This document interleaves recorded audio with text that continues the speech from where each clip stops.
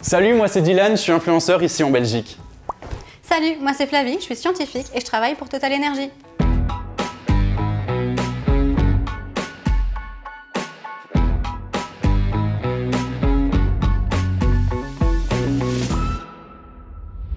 Aujourd'hui, Flavie m'a mis au défi de réaliser le Zero Waste Challenge et je me suis rendu compte, Flavie, que je consommais énormément de plastique. Oui.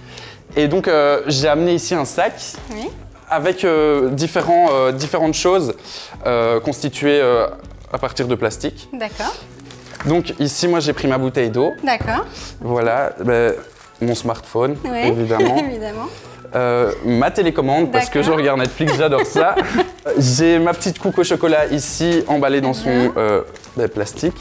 Et un bic 4 couleurs, basique. D'accord, très bien. Voilà. C'est tout ce que tu as utilisé dans la journée? Pour le moment. D'accord. Il est 11h. Hein, oui. Voilà. Et donc là, ce qu'on voit, c'est qu'il y a certains plastiques qui sont des plastiques à usage unique. Okay. Comme par exemple ton petit sachet pour ton goûter et ta bouteille d'eau. Oui. Alors là, ça veut dire que ces plastiques-là, tu ne les utilises qu'une seule fois et après, tu les jettes. C'est ça. Ouais. D'accord. Et donc, en fait, il y aurait des alternatives à ces plastiques à usage unique. Ok, d'accord. Tu penses à quoi, par exemple?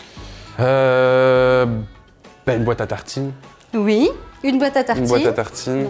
Une boîte à tartines ou... Une gourde. Voilà, exactement. Okay. Ça, c'est réutilisable. Ouais. Si tu utilises quand même des plastiques à usage unique, ce qui est important, c'est de bien les trier. Si ces objets ne sont pas jetés à la poubelle, mais qui sont jetés dans la nature, ils peuvent se retrouver dans les océans. Ouais, et ça craint, les gars. Oui, exactement. Ça craint plutôt pas mal. Oui. Mais c'est bien parce que je me rends compte, moi, je suis un peu les actualités, et c'est vrai que les gens prennent conscience de ça. Oui. Petit à petit, ça vient. Exactement, et grâce à ce genre d'initiative, d'ailleurs. Voilà, parce qu'on se rend compte que ça peut avoir un impact vraiment dramatique sur l'environnement.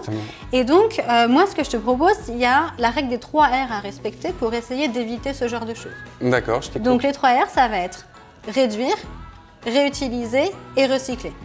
Réduire, réutiliser et recycler. Oui, donc réduire, ça veut dire quoi? Ça veut dire, par exemple, au lieu d'avoir ton plastique à usage unique, tu vas utiliser une boîte à tartines ou une bouteille d'eau réutilisable. Ouais.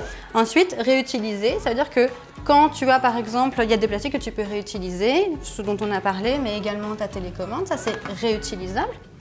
Mais donc, après, c'est pas usage unique une télécommande? Non, c'est pas usage unique. C'est pour ça que là, c'est du plastique, mais qui est réutilisable. D'accord.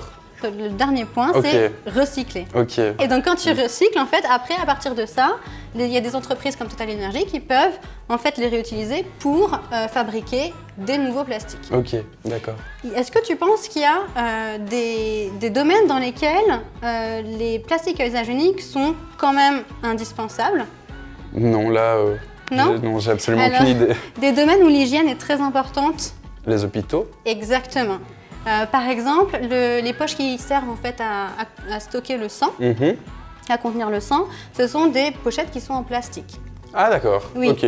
Comme par exemple aussi les seringues qui servent à la vaccination, ce sont des seringues en plastique. Dans le bâtiment encore, tu vas avoir des panneaux pour isoler. Et après pour les voitures également. Est-ce que tu sais à quoi ça sert dans les voitures d'avoir du plastique? Le plastique est moins lourd. Exactement, le plastique est moins lourd. Et donc, tu vas avoir des voitures qui vont consommer moins de carburant.